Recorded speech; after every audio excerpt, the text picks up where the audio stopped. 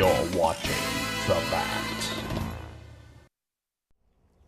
I'm Ed Zackery, Director of the Medina County Veterans Service Office. Welcome to Salute to Service, a show about Medina County and our veterans. What we hope to capture in this program are some of the many achievements, heroic deeds, and sacrifices of our past and present warriors from here in Medina County. We also hope to highlight the many accomplishments that they have continued to make as veterans right here in our community. Again, welcome to Salute to Service.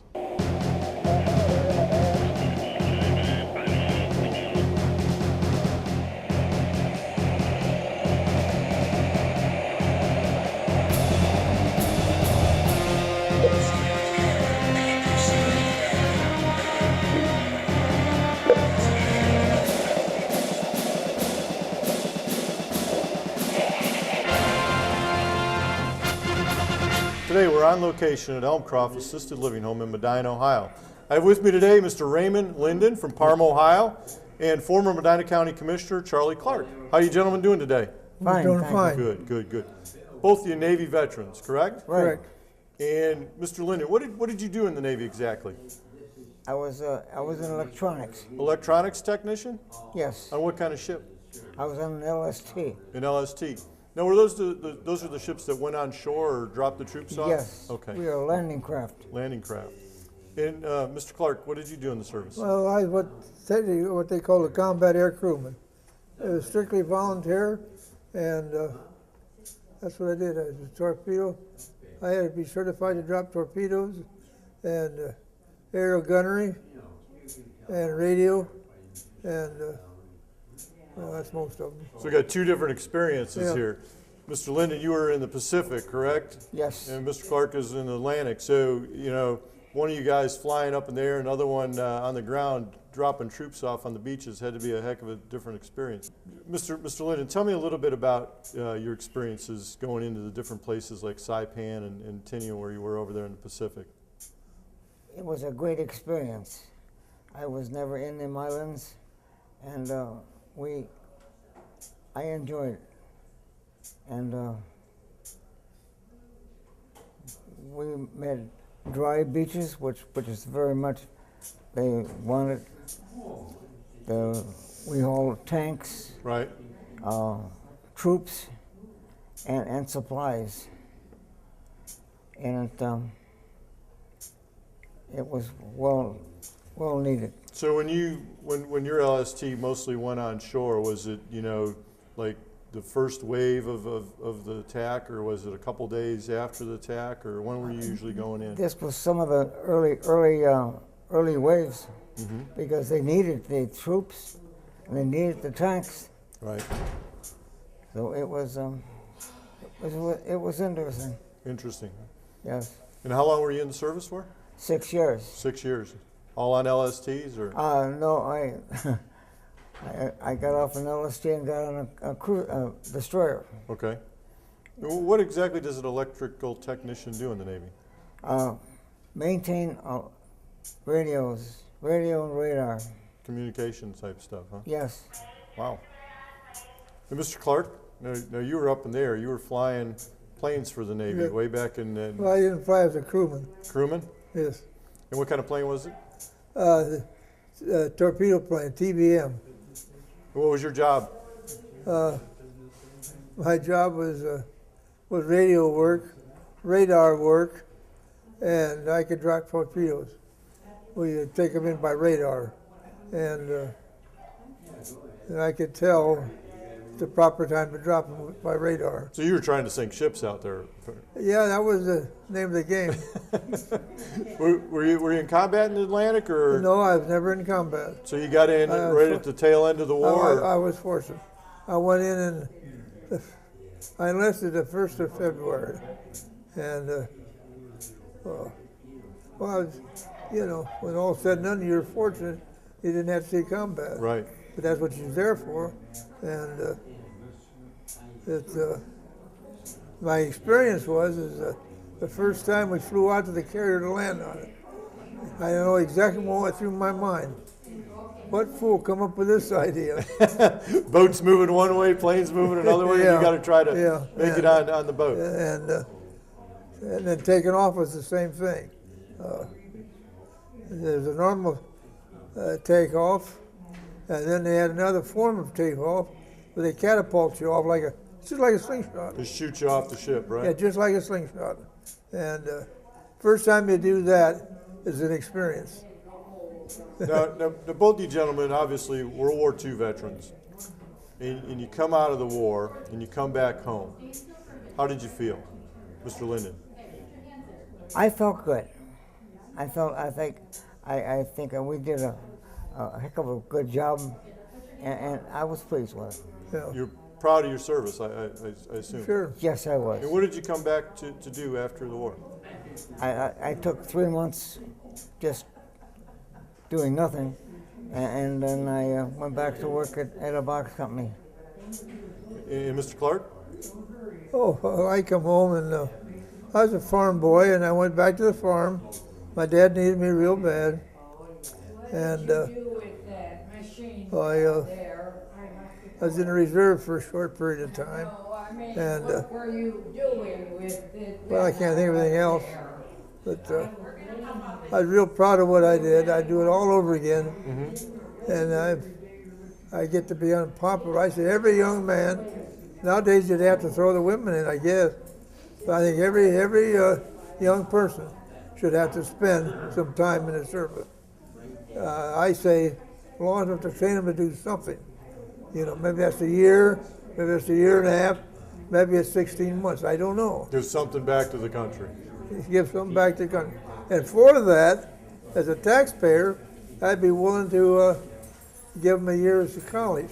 Well, you talk about the women and men. I mean, it's much different today. There's a lot of women in our military today, and just as equal as the men are out there. And when they come out, the benefits that they have, between educational benefits, compensation benefits, retirement benefits, there are a lot of benefits out there for our military. Oh, there is.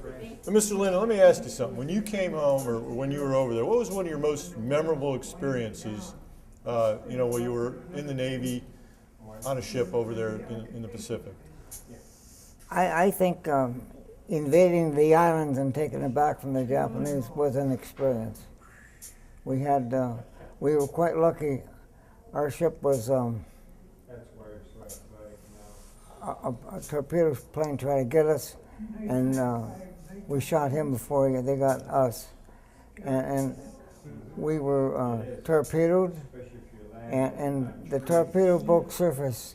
The lookout seen it, and we swung our bow around, and it missed us. Missed you, huh? Went right by you. Yeah. Very good, very good. That was something that you could really stop and So think of. did you have a lot of Marines on board taking them to the beach, or were you mostly yes, we had equipment? Marines and Army. And Army, huh? Yeah. Very interesting. Yes. And when you came back to, obviously did you come back to Medina County, or you came back to Parma? Back to Cleveland. Back to Cleveland area? I met a young lady, and she lived in Cleveland, so of course I was old enough to move out, and we started. Did you belong to any veterans organizations after you got out? Yes, I was American Legions for a while, and then the VFW. VFW. Mm-hmm. And what about you, Mr. Clark? Any veterans organizations? Well, I've belonged to the American Legion ever since I got out. Ever since you got out? I did the cemetery down there. I was on the honor guard there for, 10 years maybe. I don't recall exactly how many. And you remember American Legion Post 202 right here in Medina? Yeah, until my legs went bad.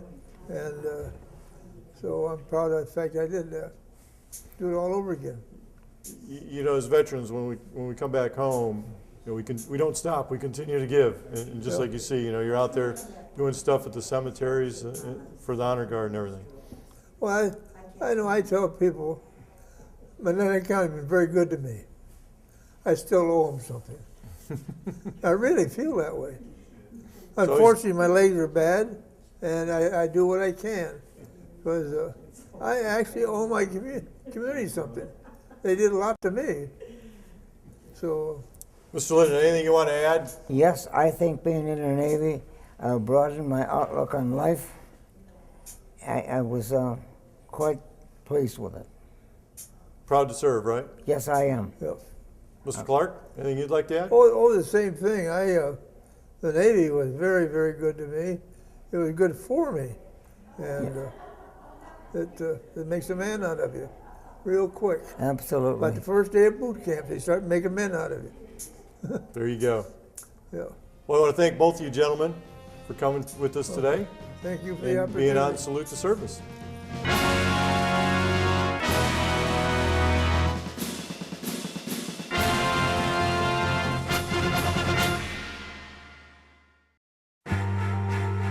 Coming home can be hard if you're a veteran of Iraq or Afghanistan. You may feel like you're all alone, but you're not alone.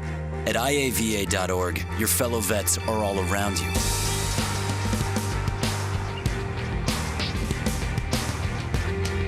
Join our free online community, get the resources you need, and connect to other vets who know where you're coming from. iava.org. We've got your back.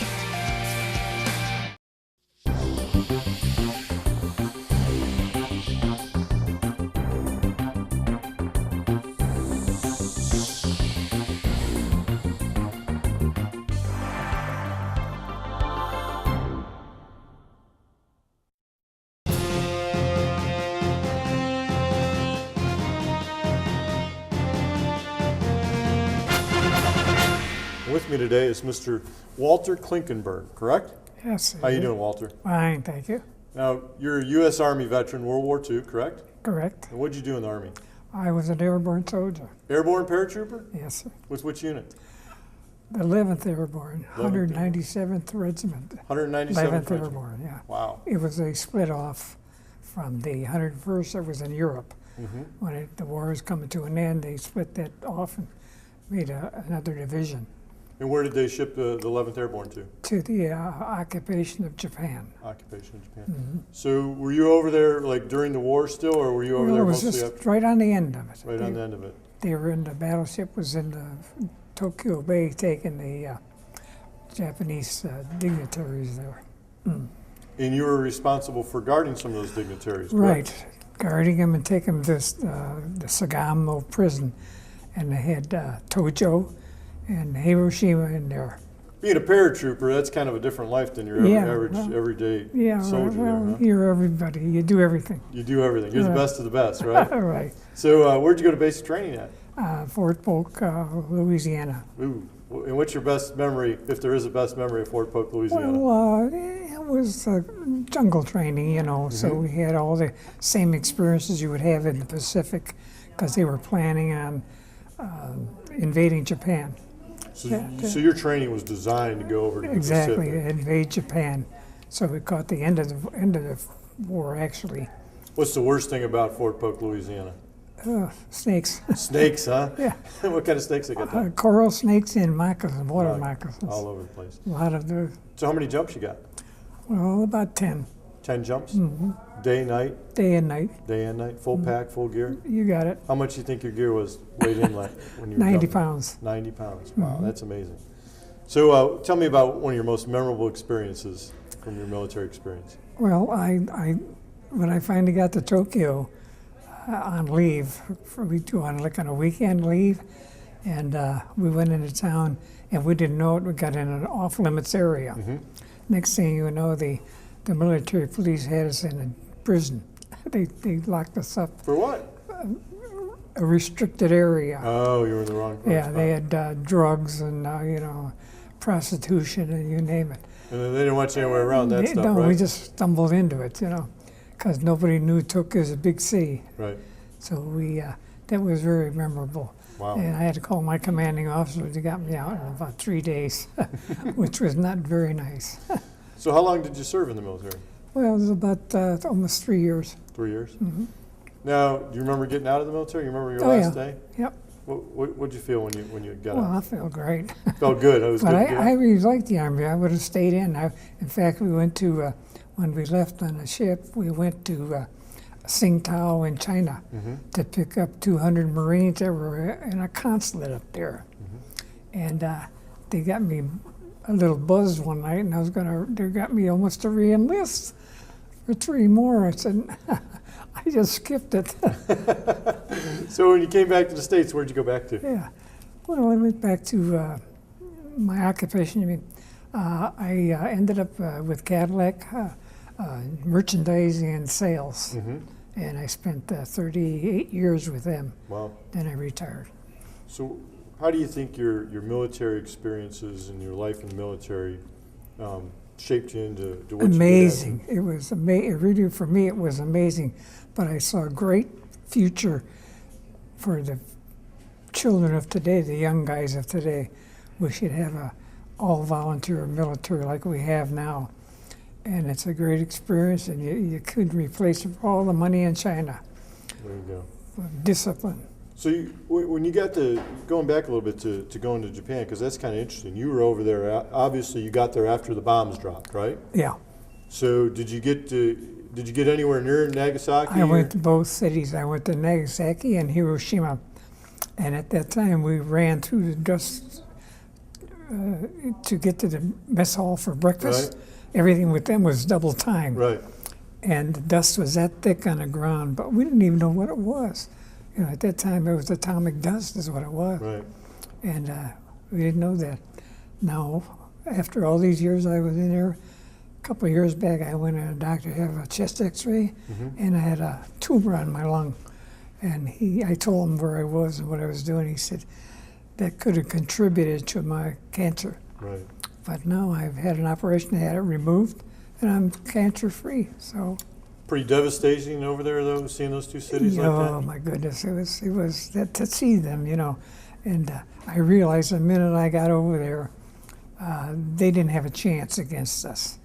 I mean, we were well prepared, you know. And they had a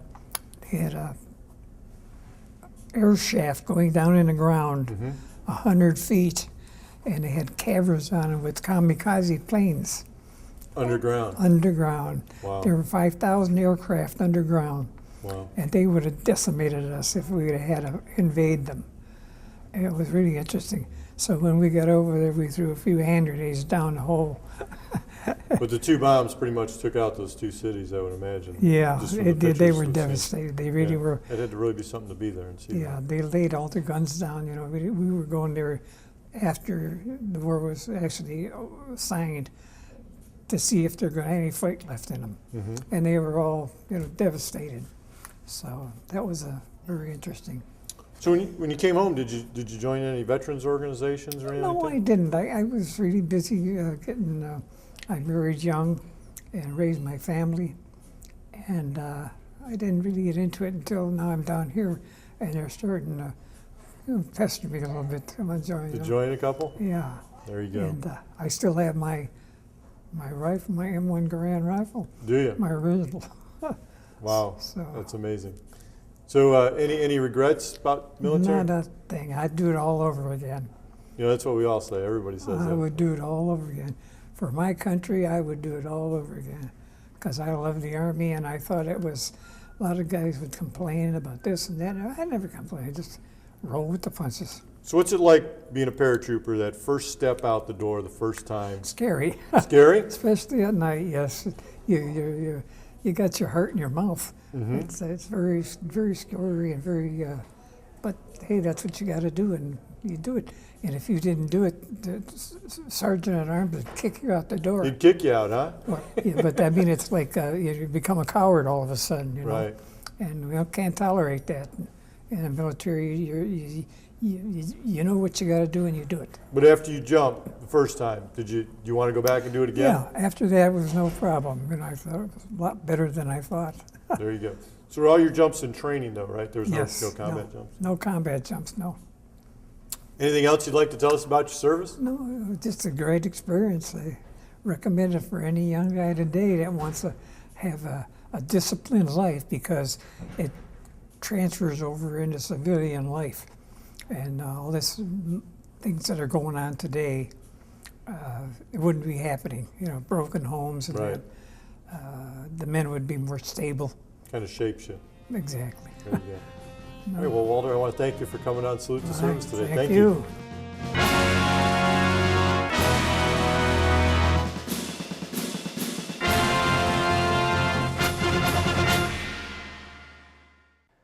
Hello, I'm Jan Scruggs, founder of the Vietnam Veterans Memorial. When I look at the wall, I see more than names. I see the faces of the brave Americans who served their country. I see the faces of my friends. An education center is being built on the National Mall to make these faces visible for everyone who visits and to tell all Americans about the lives of these heroes. Learn what you can do to help. Thank you.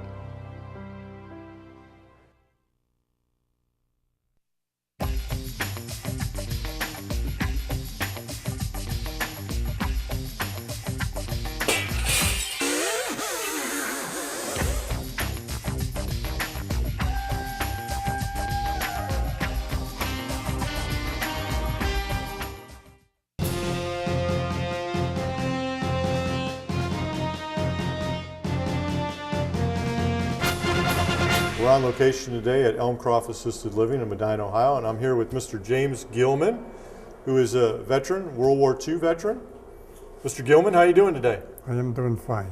Now, you served in the service in the U.S. Army Air Corps, correct? Right, For a short period of time. right. What did you do? Put prisoners on trains, took them off trains, brought the people into the training. Oh, to basic training level. Basic training. And then from basic training, we went up to Denver, Colorado. So how did you get into the Air Corps? Because you joined at was it pretty much the tail end of World War II? I joined at the tail end. I was still in high school. Okay. And I left high school in June 46. Went right into the Air Corps, I And assume. right into the Air Corps. And how did you get in? Did you choose the Air Corps, or did they choose you, or? I got into the enlisted Air Corps. Okay. Before that, and then I got transferred to regular duty. And when I got transferred to regular duty, that's how that happened. So you went through basic training and all? Did you go through Army basic training? Air Force basic Air Force training. basic training. Right. Was We it had the pretty- helicopters down there, and we had other airplanes. and Was it pretty everything. tough, or what? For somebody fresh out of high school, yes, it was pretty hard. Keep your mouth shut, do what you're told, right? You just did what you were told. So after basic training, where did you go? What was your first duty assignment? My first duty assignment was at guard duty, probably on the base. Which base? The same base, Shepherd Field. Right. Shepherd Field? I stayed right at Shepherd Field up until I left up for Denver, Colorado. So you went from Shepherd Field and you went up to Denver, Colorado. Right. Is that where you were moving the prisoners around, or? Right. Well, we were scheduled out of Denver, wherever we had to go. And these prisoners were from where? These boys were from mostly Germany and Italy. Italy. Right. Young guys, or were they high-ranking officers, or? No, there was in between officers and like maybe first, second lieutenants up. So like junior officers, senior Right. NCO, stuff like Well, that? usually what they were doing were firing the stoves in the barracks, Mm-hmm. and they were working in the mess halls and stuff like that. And then the Germans and the Italians used to get into a fight with each other when it came to who was going to do the field work and who was going to do the riding in the tractor. Did you get to talk to anyone? I mean, obviously they spoke German and Italian, but I mean, could you communicate with them? No, it was mostly sign language, Yeah. and a lot of them talked English, so I mean, did you have any conversations with them? I mean, not very. not many. No. And where were you moving them to? Where I was Yeah, living, what was the prison you were taking them to? the prisoners would take them from whatever camp they sent them. They sent them in on a train. Mm-hmm. Then we unloaded them and then took them from there. And some of the Germans ended up in Arizona, Mm-hmm. and some of the Italians down there. And most of the other ones worked around Camp Atterbury and Indiana, and around Shepherd Field. So you put them on planes and Put them on planes or put them, so is that the first time you ever flew when you had to do that? yeah, that was all I'd ever flew in was a small AT-6 and a C-47. Well, you had mentioned earlier that those were the planes used in combat over there. What was that like? I wasn't in any. No, but I mean the planes. You'd mentioned that The those planes, were the same. yeah. The C-47s, we flew the people going down to San Antonio, Texas, to the hospital. Mm-hmm. Why, you could see the clouds going by through the bullet holes. A lot of bullet holes in there, huh? Yeah, Right. that probably made you think a little bit, I would imagine, Right. huh? Wow. So when you got out of the service, you remember getting out? I mean, did you think you would be in longer than you were? 'Cause you were Well, only I thought I was going to be in longer, but when they said they discharged us convenient to the government, and that was written on my discharge Were you paper. pretty happy to get out then, or? I was happy to go home, but I was hesitant whether I wanted to sign up for more or whether I wanted to stay. But when if my officers wouldn't have left, I might have stayed. Right. But when they started the shift and we were going to get new officers, it was a different story. Friends and the leadership starts to go, Right. you might as well go. So you got out of the service, you came home to Cleveland, Ohio. What did you do when you came home? When I first came home, I worked for Nelson Stud Welding on East 28th Street. Oh, okay. So and you wound up working in retail. Do you think, I mean, the short time you were in the military, do you think that experience carried on with you throughout life and changed you? Or? Out of life, I enjoyed it. Mm-hmm. I mean, I enjoyed what I did, and morning report was the worst one I had. That was an all-night job, and working on little papers like that, and you had to have them all finished by the morning. Right. So most of my time was 24 hours a day around the clock. There's something else we talked about earlier was you had spent 40 years as a scout leader, right? Right. Any military experience carry over there, leadership with the boys or anything Well, like some of the military experience that I would have would be generally with people. that? Right. I mean, most of everything I had to do was with people. And I had to talk with supervisors on down to the people who were buying stuff. All right. Anything you want to add about your military experience? Anything special you want to tell us about? There's nothing special. I mean, I did what I was told to do, and Proud of it? I was proud of it, Great. right? And when I came out of the service, I went and the only thing I did, I didn't sign up with any organization because I didn't feel I was part of them. That's my own feeling. And the other part of it was when they were up, the only one that I got involved in was a VFW, and I used to donate stuff to them. Right. And then I used to make a donation personally to them. Well, you know, it doesn't matter how long you served. You served and you did what your country asked you to do, and then they asked you to go home. And Well, that's I did that's what I something had you're to proud do. of. That's all you can ask. It's more than a lot of people have done in their lifetime. So I want to thank you for your service. And I thank you for talking to me. Thank you for being here. Right. This program was brought to you by the same men and women that also brought you your freedoms. Thank you for watching Salute to Service.